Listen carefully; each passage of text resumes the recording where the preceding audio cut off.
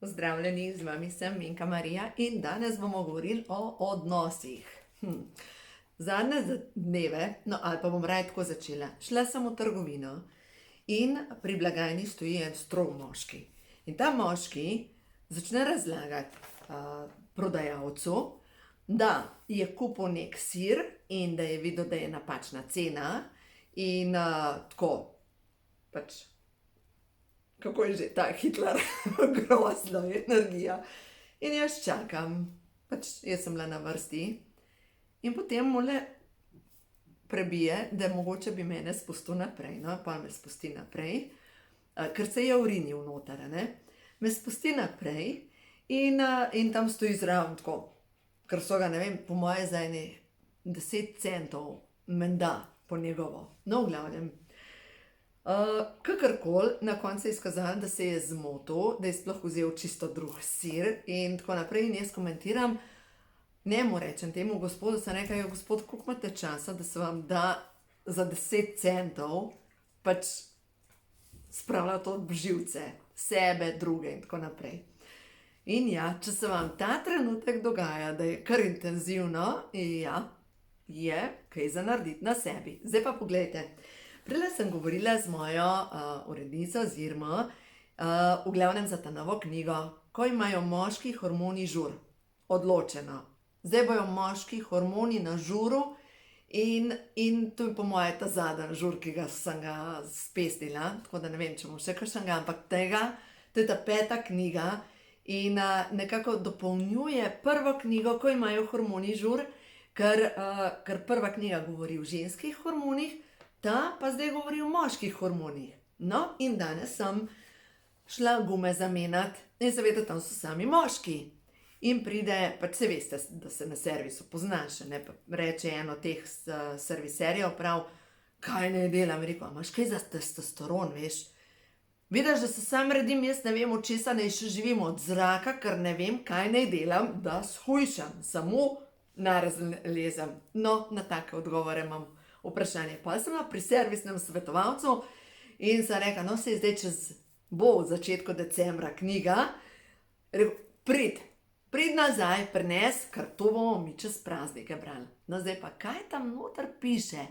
Ena je, prvi del je zelo tehničen, da se ve, ta hormon je zato, ta hormon je zato, ta hormon je zato, tega proizvedeš na ta način in tako naprej. Govorim tudi o afrodiziakih, govorim o erekciji, o večji zmogljivosti, o tem, kako narediti moški hormon testosteron in predvsem tudi o odnosih, ker odnosi so pa zanimiva zadeva, ker vemo, odnosi nas ubijajo, odnosi ubijajo hormone, odnosi vplivajo na to, da smo sesuti. Pač odnosi so tisti, ki vplivajo, ker če razumemo hormone, hormoni povezujejo naše misli, čustva in telo. In takrat, ko mi nismo dobri, pač enostavno hormoni niso dobri, ker je to brezžična komunikacija, ne deluje v našem telesu. No in pa ta moja Irma pravi, a ti povem eno zgodbo? In sem rekla, joj, želim jo deliti z vami. Je rekla, nek japonski modrec je učil svoje učence borilnih veščin in on je bil moder, zen, se veste, tako umirjen. In nekdo je ves čas hodil k njemu in je hotel to njegovo znanje. In potem, ker mu ga ni hotel dati, se je začel pritoževati in potem ga je že zmerjal in tako naprej. In ta mojster je bil vedno v miru. In ta človek je zmerom odhajal, zmerom bolezen od njega stran. V glavnem, in so ga njegovi učenci vprašali, zakaj se ne odzove, pa on pravi, ta človek mi vsakič, ko pride, prinese darila, ampak jaz jih ne sprejmem in ta darila on odnese s seboj nazaj. In to je njegova jeza, njegova nizka energija, njegova negativa. In vsakič, ko je ta mojster ostal v miru in ni sprejel njegovih daril, je ta človek vedno bolezen odhajal od njega, ker je dobil, ker je s sabo odnesel svoja darila. In če imate nekoga, ki vam ves čas skače v glavo, je pač ne vzeti njihovih daril. No, zdaj pa, kar pa jaz opažam, je pa to, da se ta trenutek pač čistijo določene res močne karmične lekcije in zadnje čase imamo opravka z ljudmi, ki predelujejo dejansko energijo gestapa. Prav gestapo. In zadnjič je bila ena gospa pri meni, ko opisujem, vse to sem vam že govorila, tega človeka v njenem podjetju, dejansko sem videla gestapa. Ne vem, ali sem vam govorila, ali sem komu drugemu že govorila o tej zgodbi, ampak mi je tako neverjetna. Poslušajte to. Videla sem pač človeka in za takimi stebri okrogla žica, kako beži. In jaz tej gospe razložim, kaj vidim, je rekla, to so moje sanje. Rekla, to je mora, ki jo sanjam že leta in leta in že od otroštva to je mora, ki jo sanjam. A ni zanimivo? Jaz sem to videla, kako ona beži. Na koncu jo je nekdo ujel in ko jo je ujel, jo je prestrelil direktno skozi srce. In v tem življenju je ta isti, ki jo je ubil v zadnjem življenju, njen nadrejeni. In jo ubija na vse možne načine. Glejte. Zdaj pa vedno, ko imamo opravka s strupenimi ljudmi, in o tem pišemo v ta novi knjigi tudi, strupena ženska, strupeni moški, pač ko imamo opravka s strupenimi ljudmi, pač ne vzameš njihovih daril. In ko ne vzameš njihovih daril, jih to še bolj razjezi. Ker gre se za to, da ti ostaješ vedno miren. Vedno miren. Kako ostati miren, če je vse okrog tebe cela 3. svetovna vojna? To je pa umetnost. Ker, glejte, kaj vas uči življenje? Tudi, če bi bili zdajle, ne vem, nisem brala nobene zgodbe, ampak tako, zasledila sem jo.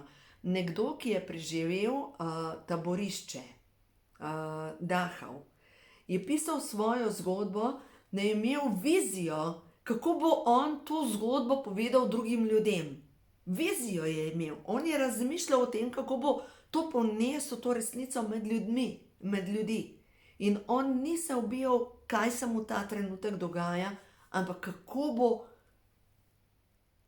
govoril, kako bo razlagal. On si že videl, kako ljudem razlaga o tem, kaj se je zgodilo. Se pravi, če zmoreš ti videti to, kar bo izza te težave, se bo to zgodilo. Če zmoreš to videti. In zato je tako pomembna zdravilna molitev dekodiranja, ker, glejte, zdravilna molitev dekodiranja je ta prva stvar z mišičnim testom. Ugotovite, kje imaš problem. Ne vem, strah pred čem? Pred tem, da zgubiš službo, pred varnostjo, strah pred tem, da boste ranjeni, strah pred tem, da boste mogli razkriti svojo resnico. Ne vem, glejte, jaz zdaj še določene stvari ozaveščam, ki sploh nisem mislila, da jih imam, pa vem, da imam še za predelati.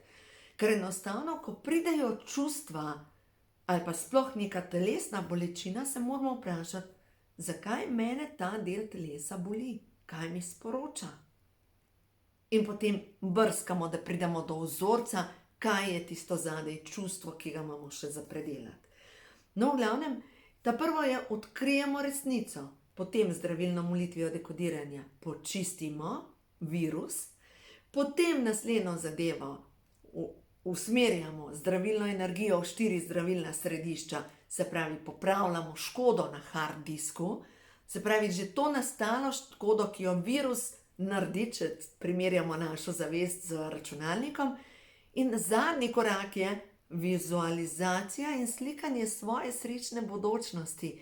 Ko sebe slikaš, kako si takrat v bodočnosti, ko nimaš težav, ko si že ozdravljen, ko imaš že finančno svobodo, ko imaš že lep partnerski odnos, ko imaš že idealno službo, jaz se vam upravičujem, zdaj s to navdušenjem že pluvam okrog sebe. V glavnem, gre se za to, da dejansko svojo vizijo slikaš končni rezultat. Ne kako bo do tega prišlo. Ne to, kaj pa če nam je zadosti denarja. Ne vem, Glejte, če imate neko idejo, da jo boste spravili v svet, napisati knjigo, verjemite mi, da se bo najdel način, kako boste to sfinancirali. Pač se bo najdel način. Enostavno, ja, niso poceni zadeve. Ne vem, ja, mene pride tiskanje knjige, me pride 15.000 evrov in tako, jaz to denarja nimam, kje, to je res ogromno denarja. Ampak zmerom se nekako zgodi, da imam toliko naročil, da enostavno odrejo stvari skozi. Pač, in ja, res se splača biti gluha žaba. Saj veste tisto, ne? Žabe so tekmovale, ne? In so tekmovale, katera bo prva splezala na drog, in žabe plezajo, plezajo, plezajo, in te žabe gledalke govorijo okrog, to je nemogoče, to se ne da, to se ne da. In vse žabe dol popadajo in samo ena leze naprej in pride do vrha, čeprav so vse rekle, da je to nemogoče. In na koncu se je izkazalo, da ta žaba, ki je prišla na vrhu tistega droga, je bila gluha žaba. Včasih se splača biti gluha žaba, ker kakor vi greste vprašati strokovnjake, a vam bo uspel, vam bojo strokovnjaki povedali iz svojega strahu. Ne, to ni nikomur uspel, zato ker sami nimajo, zdaj bom povedala tako, kaj mislim, jajc, da bi karkoli naredili v življenju. In normalno, da bojo vam svetovali, ne, to boš, da ne. In druga zadeva, kaj pa če vam uspe, njim pa ni. Pa bojo pa mogli priznati, da so luzeri, da so reve, da jim nič ni uspel.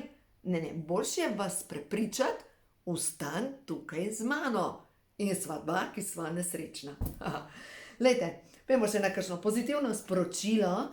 In ja, bodite gluhe žabe za probleme. In druga stvar, če vam ljudje nosijo darila, ki so polne jeze, njihovega strupa, ne tega sprejemati. Ohranjajte mir, ker je škoda vaše energije.